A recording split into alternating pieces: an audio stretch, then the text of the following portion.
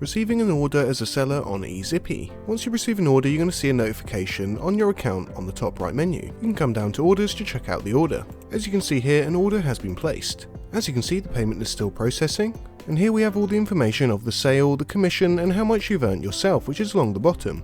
Our commission is normally 10% unless there's a current deal on.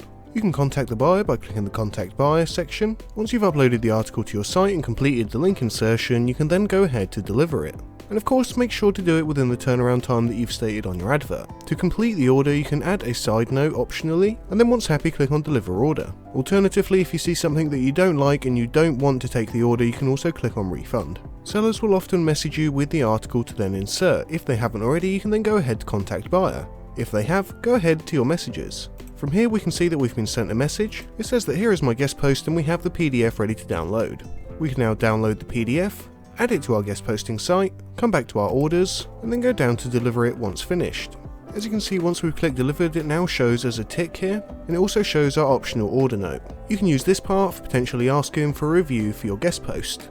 Once the seller has marked it as completed, you can then head over to your orders, and you can see that it now shows as completed and the payment's going to be going through. Head over to your dashboard and you can now see your balance minus the commission. This part is done automatically, so you don't have to worry about taking out your commission yourself. You simply have your earnings here, and you can request a payout once it hits the minimum threshold, which is currently £20.